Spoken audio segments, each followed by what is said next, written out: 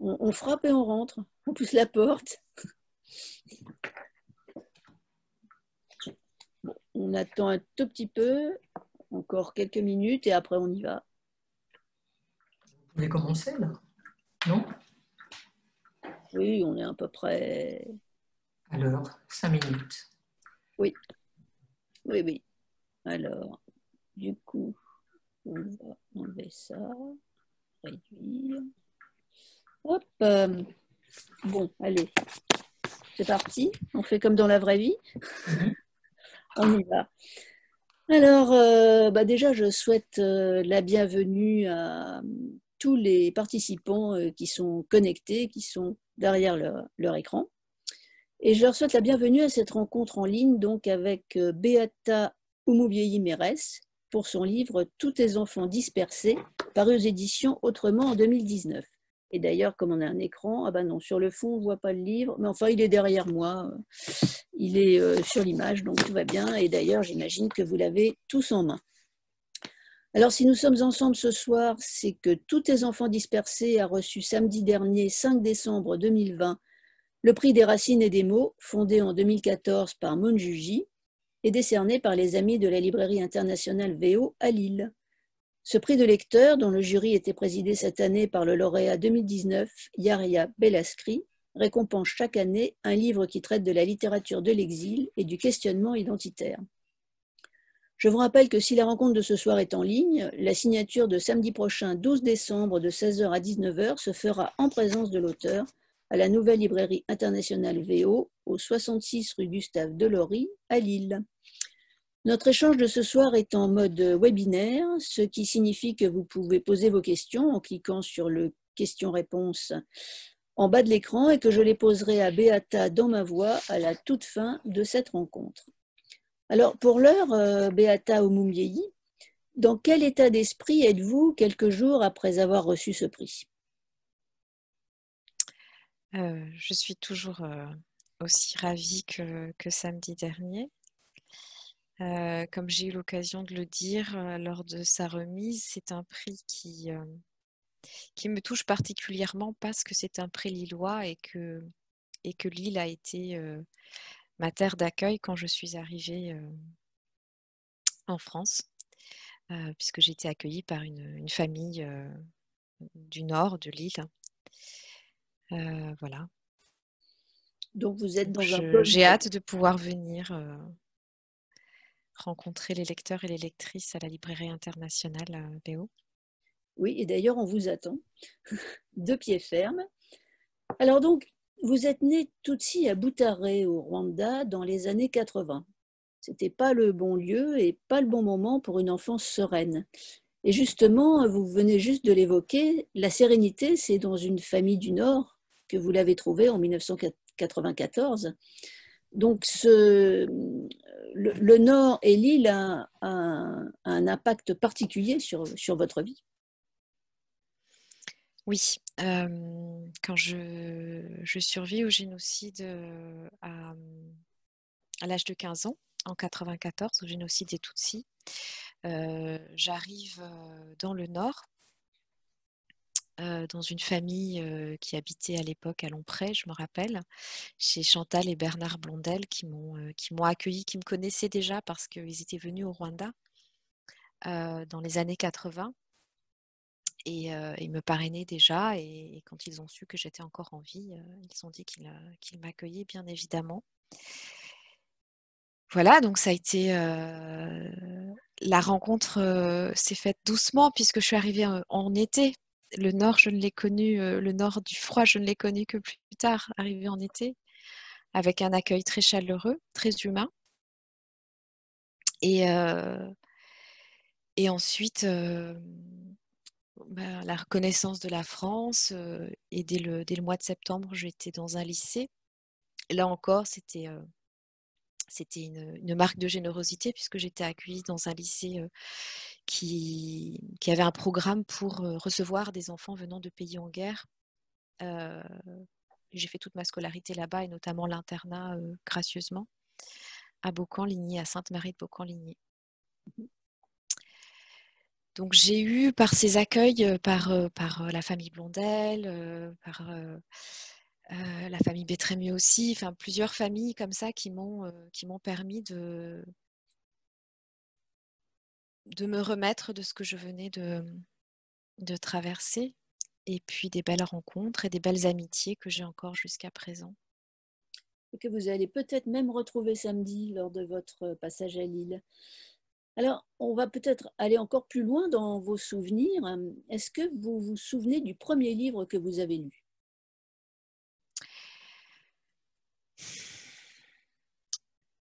Alors, moi je me souviens d'un livre de contes, les contes français en fait, les contes occidentaux, le premier que j'ai lu. Et ensuite, il y avait une amie de ma maman qui m'avait abonnée aux Belles Histoires. Mhm. Alors, c'était quelque chose à la boîte postale de Boutaré, une fois par mois, d'avoir un magazine qui arrivait. C'était une joie absolue pour moi. Mais sinon, c'était les contes, je pense, les contes de Perrault au début. Ah oui, il n'y a rien de plus classique comme première lecture. C'était classique, mais j'étais dans une école internationale. J'ai eu la chance d'aller dans une école internationale, ce qui fait que j'ai appris le français dès la maternelle. Et il se fait, en plus, c'était une école belge, puisque le Rwanda a été colonisé par la Belgique, mais il se fait que ma maîtresse de maternelle, celle qui m'a appris à lire et à écrire et à parler français, puisque quand je suis arrivée, je ne parlais pas un mot de français, était française. Donc c'était une belle coïncidence. Oui. Justement, qu'est-ce que vous avez envie de dire aujourd'hui aux Français qui refusent une société métissée?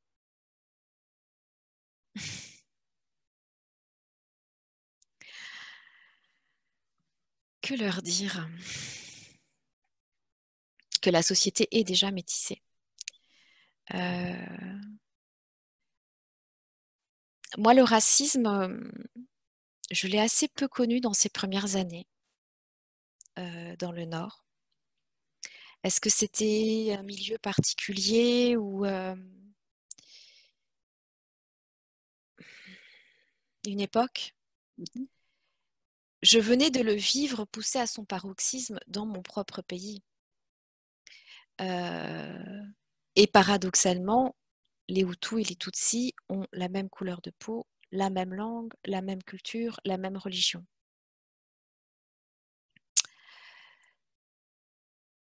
Ce que j'ai observé, c'est que ce n'est pas... Parfois, on n'a aucune différence et on va en trouver pour rejeter l'autre. Et ce qui empêche les fanatismes, les extrémismes, c'est la possibilité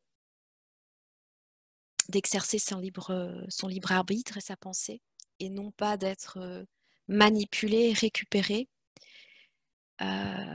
par des personnages, qu'ils soient des acteurs politiques ou autres,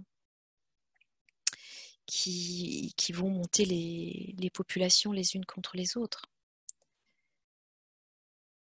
Je ne sais pas ce que je peux dire de plus. Moi, ce que j'observe depuis quelques années, c'est une augmentation d'un discours de haine, d'un discours d'exclusion que je n'avais pas observé en 94 en arrivant, quoi. Oui, vous avez tout à fait raison. L'évolution de la société va dans le sens que vous dites. Et c'est intéressant quand vous dites que finalement, on n'a pas besoin de différence pour que ça arrive. Ça c'est peut-être ce qu'il faut retenir en tout cas. Est-ce que vous pensez que l'exil et son corollaire, la nostalgie, c'est le meilleur terreau pour faire de la littérature?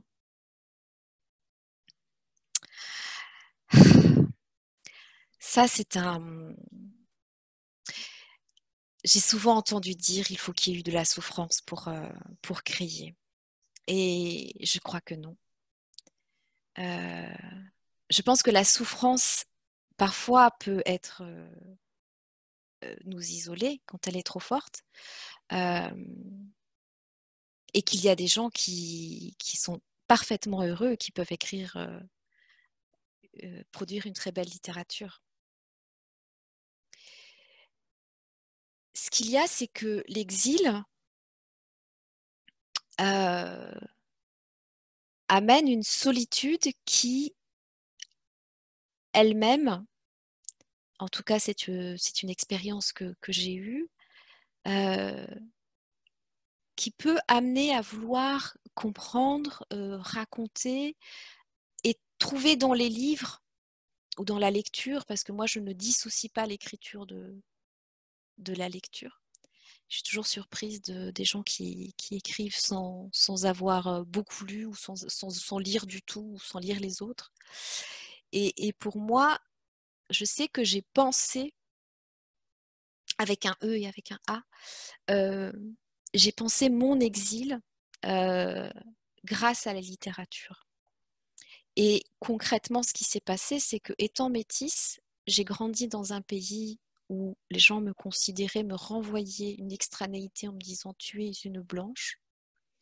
Et quand j'étais au Rwanda, n'ayant jamais été en Europe, je lisais des textes. J'habitais en face du Centre culturel français. J'ai eu cette chance d'avoir accès à des livres très tôt dans des bibliothèques, donc des choses pratiquement gratuites en tout cas. Je lisais ce que c'était qu'être blanc. Et quand j'arrive en 94 en France, on me renvoie « tu es noir ». Ah bon? Et alors, qu'est-ce que c'est être noir? Et à ce moment-là, assez vite, au bout de quelques années en tout cas, il y avait un festival formidable à Lille qui s'appelait Fest Africa. Ouais, tout à fait. Et qui était porté par deux journalistes, Maïmouna Koulibaly et Noki Jedanoum. Et j'ai rencontré ces gens-là et ils avaient un club de lecture afro-caribéen. Et je suis allée à ces soirées, c'était, je pense, ma première année étudiante, deuxième année étudiante. Et là, j'ai découvert ce qu'on appelle les littératures afro-caribéennes. J'ai découvert Toni Morrison, Patrick Chamoiseau, j'ai lu...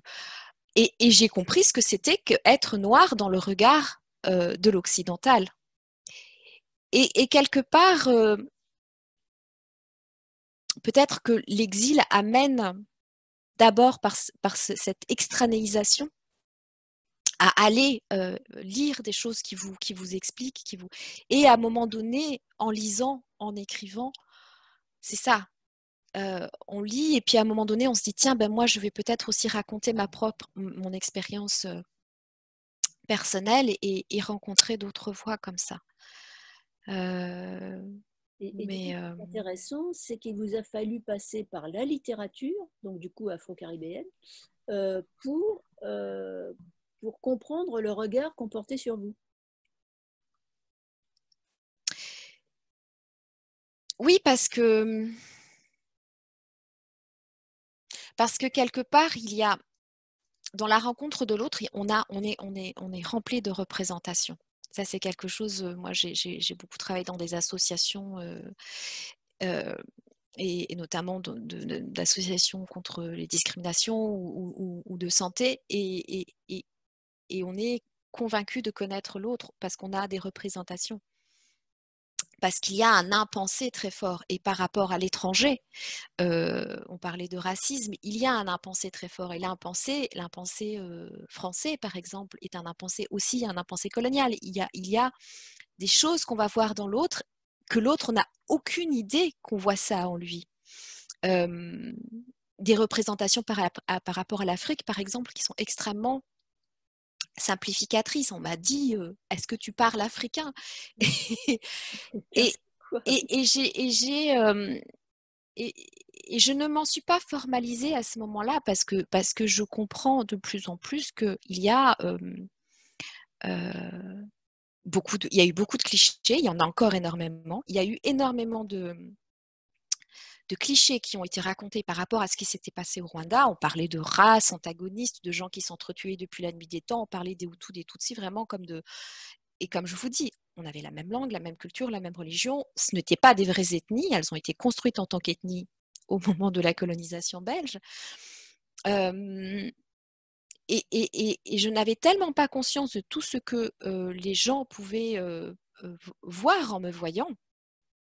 Imaginer qu'il fallait aller peut-être puiser dans l'expérience de ceux qui avaient étaient des étrangers ou en tout cas des corps noirs dans cette société pendant longtemps. Ce qui est très drôle aussi, c'est comme mon métissage fait aussi que parfois on me prend pour une arabe.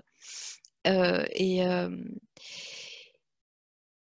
quelque part, tout ça m'a amené à essayer de comprendre. Et en même temps, comme je voulais être acceptée, comme j'étais vraiment dans cette volonté d'intégration et puis aussi de reconnaissance par rapport à toutes ces personnes qui m'avaient aidée, quelque part, pour faire plaisir, mais c'est comme ça quand on est enfant aussi, on essaye de correspondre à ce que l'autre attend de vous, à ce que la société attend de vous. Et ça a été un apprentissage que je considère aujourd'hui, plus de 20 ans, 25 ans après, très particulier, mais très intéressant. Très intéressant.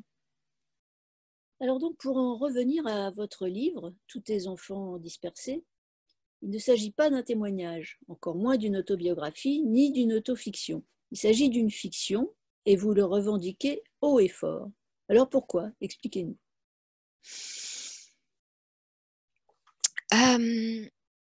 Quand j'avais pas prévu de devenir écrivaine, ça faisait pas partie de. Avant le génocide, je voulais être journaliste à la radio. Ça, c'était vraiment mon rêve d'adolescente.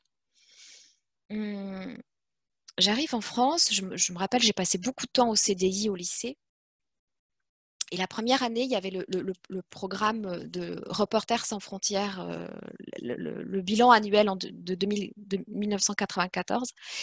Et 3/4 des pages, c'était des journalistes rwandais. Et je me suis dit, bon, j'ai survécu, je ne vais pas faire un métier trop dangereux, donc je ne deviendrai pas journaliste. Et comme j'étais, comme on peut l'être à cet âge-là, pleine de rêves et d'illusions et de représentations, je me suis dit, je vais travailler dans l'humanitaire pour sauver des vies, participer à aider des gens. Donc, j'ai commencé à faire ce travail-là. Et en même temps, chaque fois qu'il y avait un livre qui était publié sur le Rwanda, je le lisais, à la fois pour savoir quel était le processus historique qui avait amené à ça, comprendre les mécanismes, et puis il y avait des témoignages de survivants, et c'est vrai que comme on a survécu pratiquement tout le temps caché, notamment dans une cave, j'ai pas forcément vu ce qui se passait à l'extérieur, donc. Et donc je lisais tout ça. Il y a eu des premiers textes de fiction qui n'étaient pas écrits par des survivants, qui étaient écrits soit par des Occidentaux, soit par des Rwandais qui n'étaient pas là en 94, des Rwandaises. Et un jour, je me suis dit, j'ai envie de raconter mais ces choses qui sont de l'ordre de la vie quotidienne. En fait, c'est quand j'étais avec mes amies survivantes et qu'on se racontait des choses. Et voir ce que c'était que ce traumatisme dans le quotidien. Et non pas quelque chose de l'ordre de le jour de la commémoration, il se passe cela, on va être très mal, on va... mais toutes ces choses diffuses que j'observais dans nos vies. Mais néanmoins, j'ai fait le choix, effectivement, comme vous dites, de la fiction. La fiction pour plusieurs choses. Alors, la première, c'est que le témoignage, je pense que les témoignages sont essentiels, absolument nécessaires, et j'espère qu'il y en aura de plus en plus, parce qu'en les lisant, je ne sais pas si vous avez lu je ne l'ai pas là, le dernier livre de mon amie Hélène Dumas, qui est historienne, qui a été publié, s'appelle Sans ciel ni terre, où elle a retrouvé des carnets d'enfants, de survivants qui avaient écrit leur témoignage de leur vécu du génocide des Tutsis pendant leur enfance. Je le lis moi-même petit à petit parce que ce qui s'est passé chez nous est d'une ignominie inimaginable. Et donc, il y a extrêmement de violence. Et je savais, j'entendais des gens proches qui disaient « Je ne peux pas lire ça, c'est trop dur ». Donc, j'ai fait le choix de la fiction pour une sorte de mise à distance. Mais en même temps, c'est un rapprochement parce que quand on lit cette histoire, et je vous dis, on a ces représentations, ça s'est passé en Afrique là-bas, avec l'impensé de ces des sauvages qui s'entretuent depuis de bien du temps, c'est pas nous, c'est pas nous. Quand on lit un texte de fiction, et vous le savez, depuis tout jeune, on rentre dans l'histoire et on s'identifie au personnage. Donc à la fois, je mets la distance de parce que j'ai parlé de l'avant et de l'après, pas du pendant, mais en même temps, je rapproche. Donc c'était une façon pour moi. Vous savez, il y a je cite souvent cette phrase, mais parce qu'elle elle a vraiment été, elle a fait ce déclic chez moi. C'est dans l'écriture ou la vie de Georges Semprin. Ce personnage qui revient des camps de concentration nazis et ils sont entre rescapés des camps et il y en a un qui dit mais est-ce qu'on va vouloir nous écouter même si ce qu'on dit est la vérité? Et il y en a un autre qui lui dit il faudra passer par l'art, il faudra passer par quelque chose de la production artistique pour le rendre parce qu'on dit souvent c'est indicible. Et moi, mon expérience, c'était que j'avais envie de parler. Et tous les survivants, on était tous dans une logorée de raconter tout ce qui s'était passé. Et on s'est trouvé en face de gens pour qui ce n'était pas entendable. C'était trop dur. Donc tout ce cheminement pendant ces années, etc., je me suis dit, tiens, je vais trouver une forme qui soit entendable, mais qui en même temps me permette de prendre les gens et de les emmener jusqu'au bord du gouffre de notre existence pour saisir, parce qu'ils se seront identifiés à une mère, à une fille, à un père, à des amoureux, à des histoires de vie quotidiennes, universelles, et comprendre non pas ce qui s'est passé, en tout cas ne pas leur raconter ce qui s'est passé pendant, puisque ça c'est trop dur, et que ce n'était pas forcément mon propos, mais en racontant l'après, je prends les gens par la main et je leur dis voilà notre humanité commune, voilà ce que ça fait.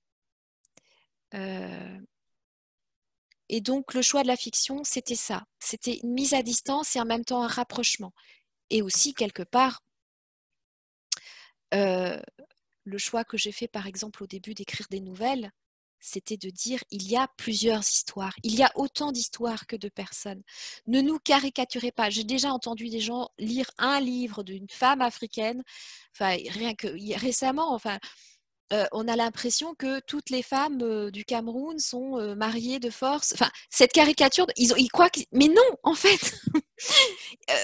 Et donc, raconter plusieurs histoires, montrer des destins différents, avoir des cœurs de femmes, ces cœurs d'enfants, et en même temps, c'est des histoires qui pourraient être les vôtres. C'était tout ça. Donc, c'était à la fois un principe d'éthique par rapport à une littérature de témoignage qui ne voulait ni trahir notre histoire, ni trahir les miens, ni violenter ceux qui voulaient savoir, mais sans pour autant les épargner de la vérité. Et du coup, votre travail complète merveilleusement bien avec la littérature, celui des journalistes et celui des historiens. Ce sont trois manières d'aborder les événements différemment. Vous l'abordez du côté humain. Oui, et je vois bien les historiens, enfin on parlait d'Hélène Dumas, mais Jean-Pierre Chrétien ou Marcel Cavanda qui travaillent sur ce sujet. On est constamment dans une conversation. Ils savent que mes livres vont être là pour peut-être comme une première approche et que moi j'espère amener les gens ensuite, s'ils en ont le courage, à lire les livres des historiens et des historiennes. Mais ça se complète et ça se complète aussi avec les témoignages. Oui, tout à fait. Alors justement, puisqu'on parle de littérature, si on parlait de vos personnages, Maculata, Blanche, Bosco, Samora, Stokely, toutes ces personnes qu'au fil des pages, on apprend à connaître et comme vous dites, avec lesquelles on s'identifie plus ou moins, et c'est tout l'intérêt de la littérature. Donc, un petit peu les personnages. Alors, je me suis quand même inspirée au début d'une vraie famille que je connaissais à Boutaré, qui n'est pas la mienne, qui en est une autre, avec une mère qui avait 2 enfants, un métis et un noir. Mais bon, évidemment, à partir de... Je vous ai envoyé un texte de l'écrivaine sud-africaine Nadine Gordimer, justement, dans la conversation qu'on a eue avant sur... on ne doit pas mettre en cause le fait que c'est de la fiction, mais on sait forcément que tous les écrivains et toutes les écrivaines, même de fiction, s'inspirent de personnages réels. Mais ça, c'était vraiment le point de départ. Et ensuite, je suis partie vers autre chose. Mais au centre, il y a, comme on dit dans les Antilles, la mère Potomitan, qui est Immaculata. Alors Immaculata, c'est vraiment des prénoms de chez nous. On a des prénoms très, très à l'ancienne, un peu qu'on peut retrouver en Italie ou en Espagne. Enfin, Beata aussi, c'est un. Et cette femme est née, grandie au lendemain des indépendances, dans un pays où, alors pour ceux qui ne connaissent pas cette période-là dans nos contrées, c'était les espoirs étaient permis, tous les espoirs étaient permis, et en même temps, on nous vendait le progrès qui devait venir d'Occident, qui devait nous rapprocher de l'Occident. Donc elle grandit avec cette représentation-là. Elle va à l'école chez les sœurs, qui sont des sœurs blanches. Elle découvre ce que c'est aussi que ces autres personnes. Et elle va rencontrer un homme dès son premier poste à Boutaré, dans le sud du Rwanda, un Français, avec lequel elle aura une fille qu'elle va décider d'appeler Blanche. Là aussi, les prénoms, il y a vraiment une fille métisse qui s'appelait Blanche à Boutaré. Hein. J'ai rien inventé. Je lui ai emprunté ça et j'avais toujours trouvé incroyable de se donner ce nom-là, justement, quand on est entre les deux. Mais parce que Immaculata avait tellement intériorisé l'idée que blanc c'était mieux, parce que c'était à cette école-là qu'elle avait été. Et que donc elle espérait que sa fille deviendrait, que sa progéniture et sa descendance se dilueraient de plus en plus pour se rapprocher du bien et du beau qui est le blanc. Sauf que les choses ne se passeront pas comme prévu et qu'il y aura un parcours heurté. Un autre enfant, lui complètement noir, Bosco, et puis une guerre, et puis un génocide, et puis une famille en morceaux, et une famille dispersée. Et toute l'histoire de mon roman, je prends mes personnages en 97, 3 ans après le génocide. Et toute l'histoire de mon roman, quand j'ai créé ces personnages, je savais que je leur donnais des données de départ très, très, très difficiles. Mais en même temps, je souhaitais les consoler et les amener à une réparation, quelque part, de la parole, de la confiance et du sens du lien familial. Et ça passera par le petit-fils Stockley, qui a ce nom si symbolique. Je pense que les gens qui ont lu le roman ne connaissaient pas forcément Stockley Carmichael, qui était un leader du Black Panthers Party. Oui, c'est pas un hasard si cet enfant a ce nom-là.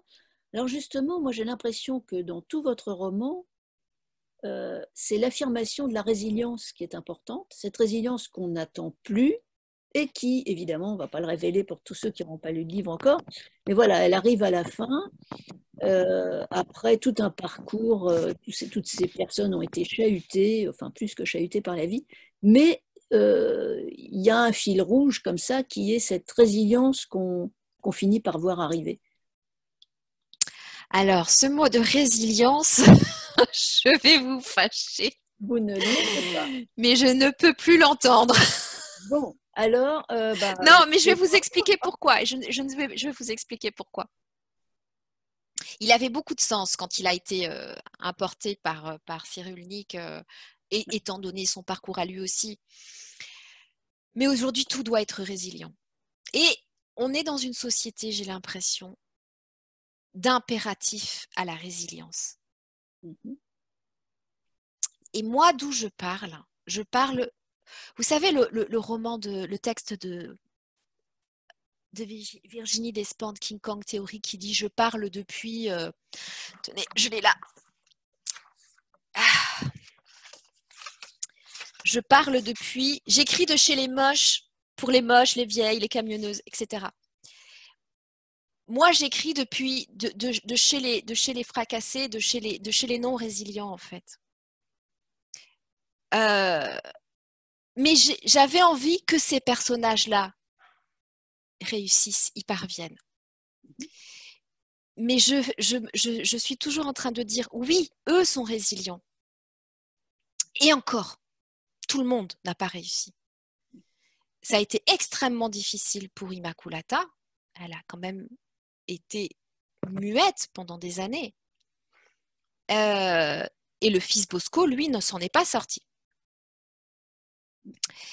Et je suis tout à fait consciente que cet impératif de résilience, pour nous les victimes, il est là pour rassurer le reste du monde. Pour se dire, mais vous voyez, finalement, ça va. Mais non, ça va pas. Je me suis refait cette réflexion en lisant le témoignage du livre de ces enfants. Bien sûr que, en apparence, beaucoup de gens, moi je sais que ça va, personnellement. Mais je connais beaucoup de survivantes et de survivants pour qui ça ne va pas.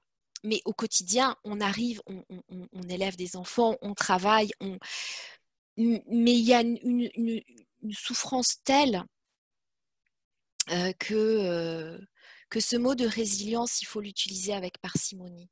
Je pense qu'il y a un courage immense, qu'il y a une capacité de l'être humain à continuer à vivre malgré le pire. Mais on ne peut pas dire que cette vie, elle a le même goût pour ceux qui ont vécu ça et pour les autres.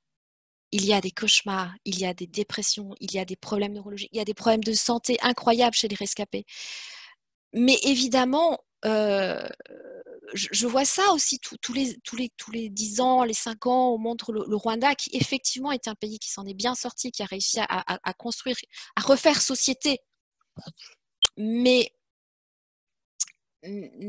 entre rescapés, on se parle aussi d'un chagrin insondable et inimaginable. Voilà, je voulais dire ça parce que je pense qu'on a le droit, et aujourd'hui je travaille dans le champ de la santé mentale aussi, et je pense qu'on a le droit de ne pas aller bien.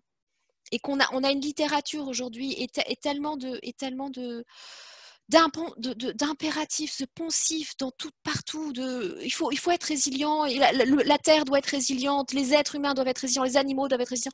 Mais en fait, non, à un moment donné, il faut juste arrêter la violence. Il faut laisser aux gens la possibilité aussi de ne pas aller bien et de les entendre dans ça. Et bien évidemment, moi, j'écris aussi des histoires qui me permettent de me donner de l'espoir pour nous tous, quoi. Oui, j'aime beaucoup votre réaction et ce que vous dites parce que ça me fait penser à cette injonction au bonheur qui est aussi dans toute notre société. Là, on va beaucoup plus loin que la résilience, mais vous avez raison, cette injonction du bonheur, elle traverse tout le monde occidental en tout cas. Je ne parlerai pas pour l'Afrique ou l'Asie, mais en tout cas en Occident, on le sent très fort.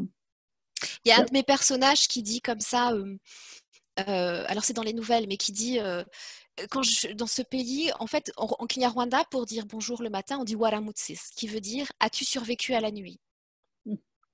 Et ici, les gens vous disent ça va, sans attendre de réponse. Et donc, on apprend à dire ça va.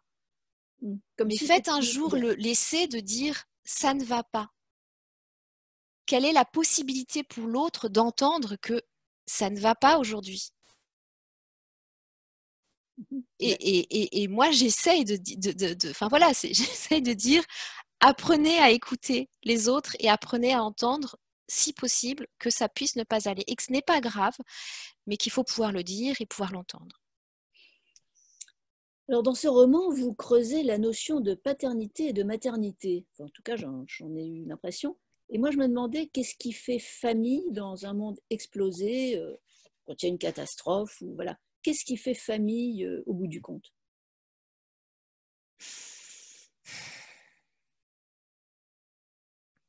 Malheureusement, souvent, ce qui fait famille, c'est les fantômes dans les placards, c'est les silences, c'est les... Je suis toujours étonnée, ça c'est quelque chose que... En ce moment, je prépare un prochain roman et je suis allée dans des EHPAD pour rencontrer les gens et voir comment c'était la fin de vie, parce que je voudrais travailler sur la fin de vie, enfin les âges de la vie, entre la petite enfance et la fin de vie au Rwanda et en France. Et ce qui est incroyable, c'est ces familles qui ne se parlent pas pendant des années, où on se voit pour Noël. Enfin, il y a tellement de films et de livres qui parlent de ça. Et puis là où on va vraiment se parler, c'est à la mort des parents ou au moment de l'héritage. Et parfois, et on se dit, mais qu'est-ce qui tenait jusqu'à présent? C'est des histoires qu'on se raconte. La famille, on vous la raconte dès l'enfance. Et on vous raconte quelque chose d'idéal, de symbolique, de millénaire. C'est comme ça, la famille, depuis. Il n'y a qu'à voir toute cette violence qui s'est déchaînée quand il y a des gens qui ont osé dire une famille, ça peut être deux mamans, deux papas. Et là, c'était comme si on détruisait le beau vitrail. Donc la famille, c'est à la fois beaucoup de non-dits et beaucoup, encore une fois, de schémas imposés, de schémas sociétaux. Et qu'est-ce qui fait famille alors quand tout part à volo? Pour moi, c'est quelque chose à la fois de l'ordre du souvenir, des beaux moments qu'on a partagés, et c'est les paroles. C'est ce qu'on peut se dire. C'est ce qu'il faut sauvegarder, en tout cas, je pense. Et en tout cas, pour mes personnages, ce qui fait famille, c'est les petites histoires que la mère racontait sur le banc le soir à la tombée du jour, sous les jacarandas en fleurs. Oui, alors j'aime bien que vous citiez ce jacaranda, parce que justement, moi, j'ai trouvé qu'il y avait un fil bleu dans tout le livre. Du début, on le voit qui se déroule, et ces jacarandas sont présents tout le temps, dans les bons moments, principalement. Mais voilà, et à la fin, on retrouve ces jacarandas. Et du coup, on a l'impression, même si on n'est jamais allé à Boutaré, on a l'impression d'imaginer comme ça cette ville avec tous ces arbres bleus. Bleu mauve, oui, c'est un personnage à part entière, le jacaranda, dans ce roman. Mais c'est un arbre symbolique aussi. On parlait c'est un arbre qui est très beau, qui a une floraison magnifique. Et en même temps, c'est un arbre qui a été importé par les colons et qui va symboliser des choses. Mais encore une fois, toute la question, c'est entre les schémas imposés, les représentations qu'on a. À un moment donné, on a l'indépendance et on rejette tout de la colonisation. Je ne suis pas du tout en train de faire l'apologie des bienfaits de la colonisation. Qu'on s'entende bien, il y en a suffisamment pour le faire. Mais parfois, une famille est faite de rencontres qui n'ont pas été les plus heureuses, qui n'ont pas été les plus souhaitées ou les plus acceptées par la société. Et quoi?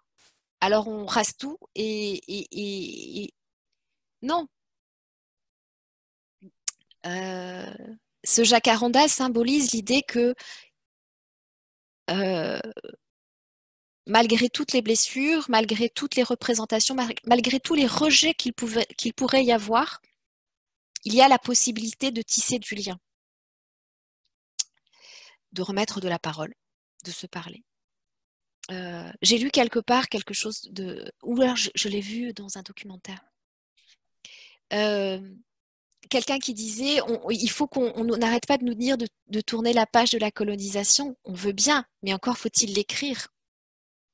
Et concrètement, ce qui se passe pour ces personnages, c'est tant qu'on n'a pas mis la parole, on ne peut pas passer à autre chose. Tant qu'on ne s'est pas dit les choses, on ne peut pas avancer. Or, pour les générations d'après, il faut pouvoir avancer. Et donc, accepter certaines choses. On se les dit, elles ont été difficiles, mais on les accepte. Et donc, on accepte aussi que cet arbre, le jacaranda, malgré tout ce qu'il symbolise, on puisse aussi profiter de sa beauté et que si, dans le futur, il produit des rejets, on les acceptera. On les acceptera. Est-ce que vous en avez à Bordeaux, un jacaranda? Non, mais par contre, il y a une médiathèque qui m'avait invitée à présenter mon roman. Et c'était surtout des femmes tellement enthousiastes qu'elles ont décidé de planter un jacaranda dans la cour de la médiathèque.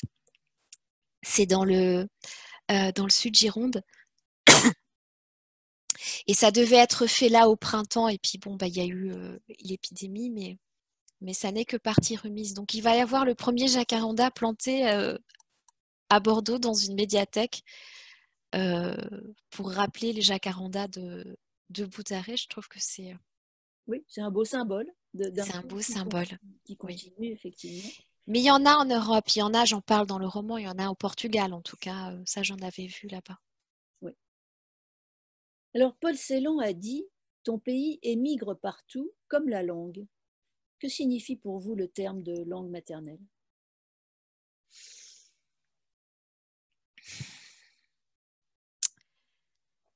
Je l'ai écrit dans le roman, c'est-à-dire que c'est la langue dans laquelle on apprend à nommer le monde. C'est comme les yeux de la bouche, en fait. On découvre quelque chose et c'est une image pas très heureuse, mais pour moi, c'est ça. C'est tous les sens qui sont réunis au niveau de cet endroit-là. La langue maternelle, chez mes personnages, ce sont les onomatopées, c'est tous ces bruits qu'on fait. Ça a une odeur. Tout le monde, on vous demande la langue maternelle, elle aura une odeur, elle aura une musique, elle aura... Maintenant, moi j'ai appris le français très tôt, donc les deux langues ont cohabité très tôt. Ça a été comme des jumeaux en fait en moi. Et pour le coup, là, le personnage de Blanche, je l'ai écrit en m'inspirant de ce rapport à ces deux langues que j'avais. Et cette cohabitation-là m'a permis d'apprivoiser les silences dans chacune des langues, les intonations, et peut-être de les apprécier chacune d'autant plus. C'est pour ça que je trouve que le bilinguisme est une richesse absolue, que pendant très très longtemps on s'était mal vu et qu'aujourd'hui c'est de plus en plus encouragé. Et puis la langue maternelle, et ça c'est ce sur quoi je suis en train de travailler aussi pour mon prochain roman, c'est ce qui reste à la fin. C'est ce qui reste à la fin. Aujourd'hui, de plus en plus de personnes qui sont atteintes de maladies comme l'Alzheimer ou qui perdent une partie de leur mémoire oublient les langues apprises et ne parlent plus que leur langue maternelle. Donc, aujourd'hui, dans des EHPAD en France, on embauche des traducteurs de portugais, d'espagnol, d'arabe pour pouvoir communiquer avec des personnes qui ont perdu le français. Donc, c'est ça aussi. C'est un sujet très important pour moi sur lequel je veux travailler. Et je pense que ça va être de plus en plus important. Quand les gens subissent aussi des chocs traumatiques parfois, ils perdent des langues apprises. Alors, quand on est jeune, c'est pendant quelques heures et ne parlent plus que la langue maternelle. C'est ça. C'est comme notre ADN quand on parle d'identité, justement. Est-ce que vous pourriez écrire en Kinyarwanda? Non. Non. Ah. Non, je parle un Kinyarwanda du quotidien. Même quand je lis de la poésie, parce que alors le Kinyarwanda le Rwanda est un pays qui est un pays de l'oralité. On est entré non pas dans l'histoire, mais dans l'écriture. Attention, assez tard. Mais par contre, les anciens, parce qu'il y a vraiment une tradition très importante de poésie. Et notamment de poésie dynastique. Et la première, la mère de la personne qui a fondé cette poésie dynastique était une femme, Nyirarumaga, j'en parle aussi dans le roman. Et ça a été quand même retranscrit après. Et quand je lis ça, c'est un Kinyarwanda ancien, certes, mais de poésie que je ne comprends pas. Donc non, je serais incapable d'écrire en Kinyarwanda. Parce que je ne suis pas rentrée... J'ai appris à lire et à écrire en français. Donc ça a tout de suite été la langue. Le Kinyarwanda, c'est Dorcy Lugamba, le grand homme de théâtre rwandais qui en parle très bien avec tous ces bruits justement. C'est la langue de la douceur, c'est la langue du chagrin, c'est la langue des sentiments. Et c'est la langue de l'oralité du coup. Et c'est la langue de l'oralité. Néanmoins, quand j'écris en français, parce que j'ai fait un petit crochet par la poésie, et je pense qu'on le ressent vraiment dans tous tes enfants dispersés. Parfois, je faisais les phrases à l'oral. Je rentrais dans un rythme et je pense que ça se sent.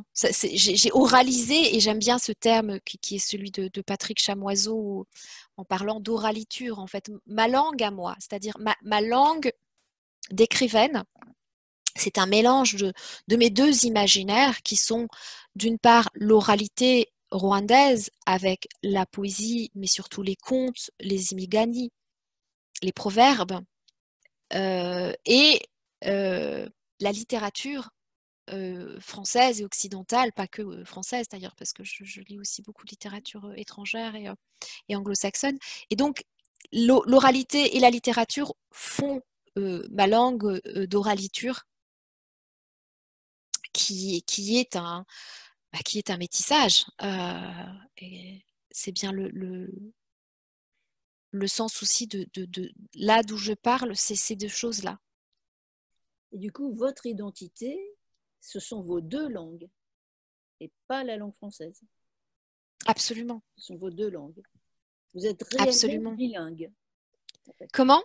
Vous êtes réellement bilingue. C'est un bilinguisme originel en quelque sorte. Oui, parce que c'était à 3 ans. Oui, donc c'est effectivement... Mais ces deux langues, pendant très longtemps, ne signifiaient pas la même chose pour moi. L'une était celle de l'école, d'un certain... Et puis l'autre était celle de la maison. Oui, l'intérieur-extérieur en quelque sorte. Un petit peu... Mais quand on connaît bien des langues, on en connaît aussi les aspérités, les silences. Et parfois, je passe de l'une à l'autre dans une forme. C'est-à-dire que je vais utiliser, par exemple, la forme elliptique est celle qui, en français, me permet de traduire la façon dont au Rwanda, on parle à demi-mot et de façon elliptique. Mm-hmm. Oui, et c'est ce qui fait peut-être ce langage assez particulier dans tous nos enfants dispersés. C'est ce qui fait votre style, finalement. Ma langue, c'est ça. C'est ma langue à moi. Ma langue d'écriture et d'écrivaine, je pense. Est-ce que vous pensez qu'on écrit pour exorciser ces fantômes ? Il y en a qui le font.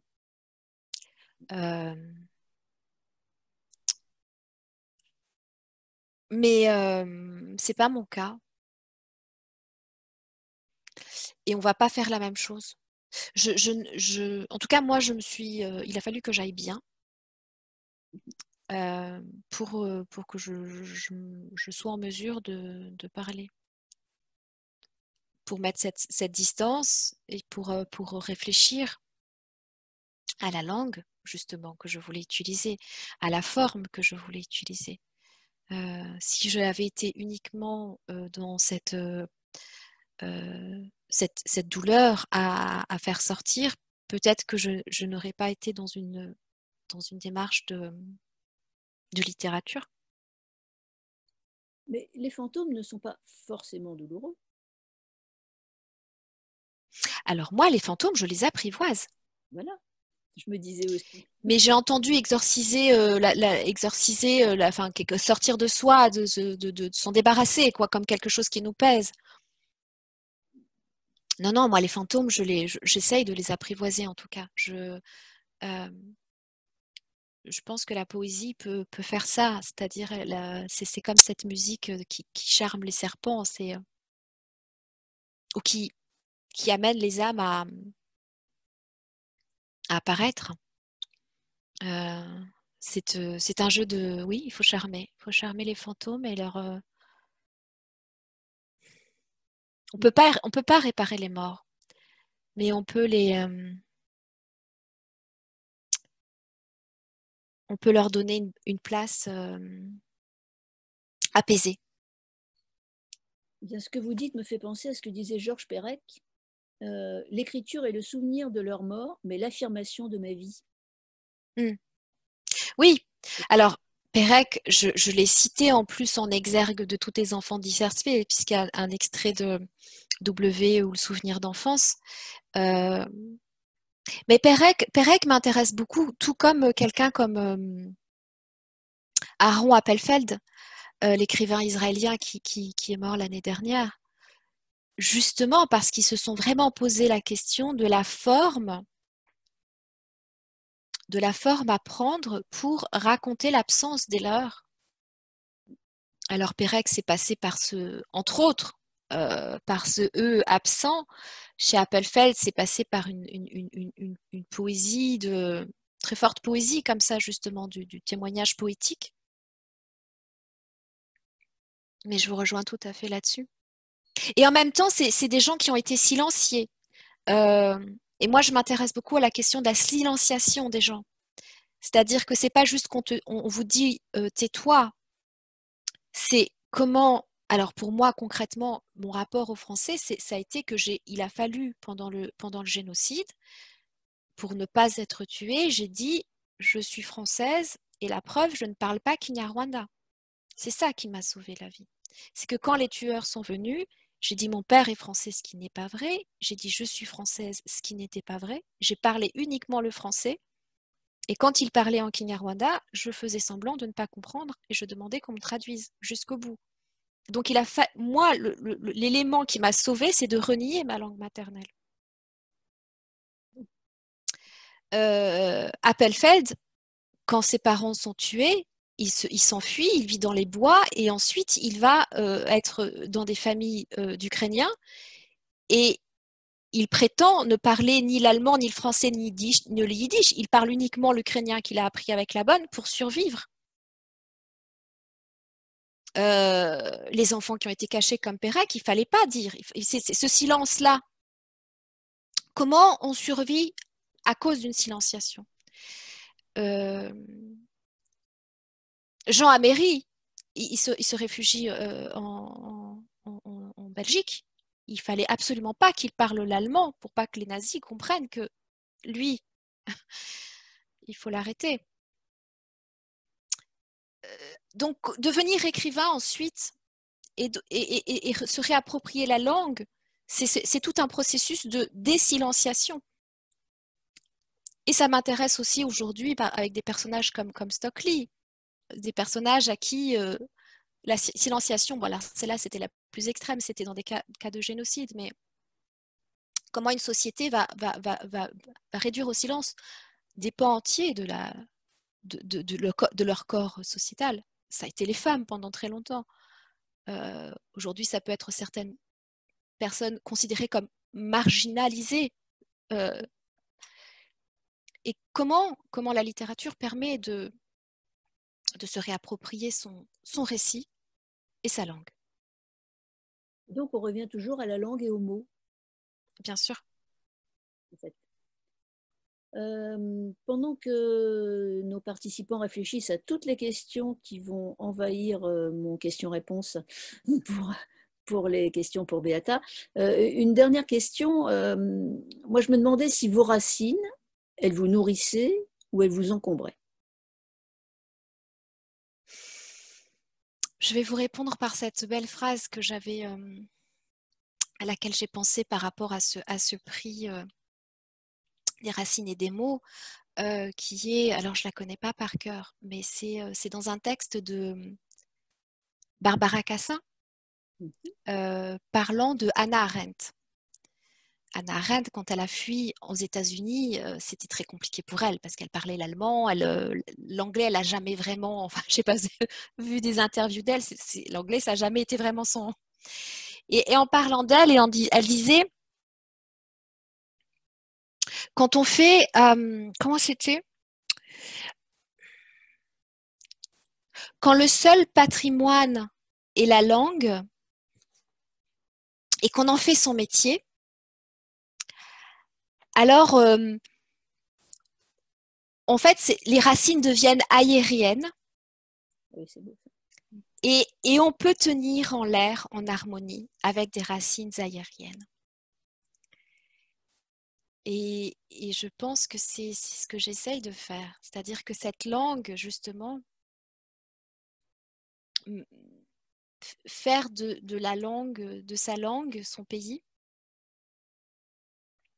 mais un pays accueillant, un pays dans lequel on peut partager des histoires, on peut raconter les autres, les uns aux autres, les unes aux autres. Donc, dans ce cas-là, il n'y a pas de déracinement, il n'y a pas de souffrance. Oui, parce que votre pays, c'est la langue. En fait, vous êtes partout chez vous parce que vous êtes dans la littérature. La littérature a été, alors je dis, il y a des gens qui m'ont sauvé la vie, il y a des gens qui m'ont empêché d'être tuée, il y a des gens qui m'ont sauvé la vie, comme je vous disais, en m'accueillant à Lille, en me permettant d'aller à l'école, d'être chaussée, de manger. Mais il y a aussi un pays qui m'a accueillie, et c'est le pays de la littérature. Et je lui suis très reconnaissante. Ça me semble une magnifique conclusion, en tout cas. Par contre, je ne vois pas arriver de question. Ah, si, une question. Alors, une question de Anne. Le mot concept de silenciation, silencier est-il de vous? Il y en a des équivalents lexicalisés dans d'autres langues. Il manquait en français, c'est fait. Alors, ce n'est vraiment pas de moi. C'est un terme que j'ai entendu. Alors, moi, c'est vrai que je suis beaucoup dans les milieux féministes et c'est un terme que j'ai entendu dans les milieux afro-féministes. Donc, je ne sais pas de qui il est. Je ne sais pas si c'est un anglicisme, mais en tout cas, c'est un terme qu'on entend beaucoup dans les milieux féministes aujourd'hui, oui. C'est vrai que moi, je ne l'avais jamais entendu. Il n'est pas dans le langage courant, disons. Non, il est encore un peu underground, mais un jour, il va devenir mainstream, comme on dit en bon français. Alors, d'autres questions, des réactions? Il faut en profiter parce que avant que Beata vienne samedi, là, vous pouvez lui poser plein de questions ou nourrir votre imaginaire pour les questions de samedi, certes, mais là, on a encore un petit peu de temps, donc vous pouvez poser des questions. Bon, sinon, j'en ai d'autres, hein, c'est pas la question, si je puis dire. Mais ce serait bien que ce soit vous derrière vos écrans, que je ne peux pas voir, qui posiez quelques questions ou si vous pouvez faire part de réactions aussi. Par exemple, Anne, toujours Anne, qui a fait part de sa réaction et qui a dit « Merci Beata pour cette mise au point magistrale sur l'impératif de résilience générale dans notre société. Vous avez les mots justes sur ces vécus singuliers. Merci. » Voilà, donc Anne est très prolifique, questions, réactions, mais s'il y a Véronique, Maud, Michel, Frédéric, qui je vois encore, Denis, Chantal, Catherine, Camille, Bertha, Annie, Bonjour tout le monde. voilà, etc., qui ne se manifestent pas. Alors, c'est déjà difficile de faire poser des questions quand on est dans une salle. Mais c'est quand même plus facile que derrière un écran. Bon, en même temps, si vous n'avez pas de questions, on va pouvoir libérer Beata. Parce que là, je vois que mon question-réponse ne se remplit pas. Donc, s'il ne se remplit pas, il faut se rendre à l'évidence que finalement, vous avez peut-être répondu à toutes les questions que nos auditeurs se posaient. Alors à ce moment-là, on va décider que c'est la fin de notre conversation, si personne n'a d'autres questions. Donc, Beata, vous avez quelque chose à rajouter? Mais redire merci à tout le jury du prix des Racines et des mots pour cette sélection. Et merci à vous aussi pour cette animation et d'avoir accepté aussi mes longues réponses et mes désaccords parfois. Ah bah oui, mais c'est ça qui fait l'intérêt. J'allais pas vous couper la parole alors que c'était si intéressant ce que vous disiez. En tout cas, je vous remercie d'avoir participé donc à cet échange. Je remercie aussi le public de s'être connecté. Je vous rappelle donc que Beata signera son ouvrage samedi prochain, 12 décembre, de 16h à 19h, à la Nouvelle Librairie Internationale VO, au 66 rue Gustave Delory, et tout le monde sait que c'est à Lille. Vous pouvez aussi d'ores et déjà réserver votre exemplaire au 03 20 52 64 13. Comme ça, il vous attendra au chaud quand vous arriverez samedi. Et vous arriverez samedi à partir de 16h d'ailleurs. Et donc, je vous dis à toutes et à tous, à samedi donc avec Beata Oumoumbieyi, qui est la 7e lauréate du prix des Racines et des mots décerné par les amis de la librairie VO. Et donc, je pense qu'on peut se quitter là-dessus et se dire tous à samedi. Merci, à samedi. Au revoir Bonne Beata. soirée. Au revoir à toutes et à tous.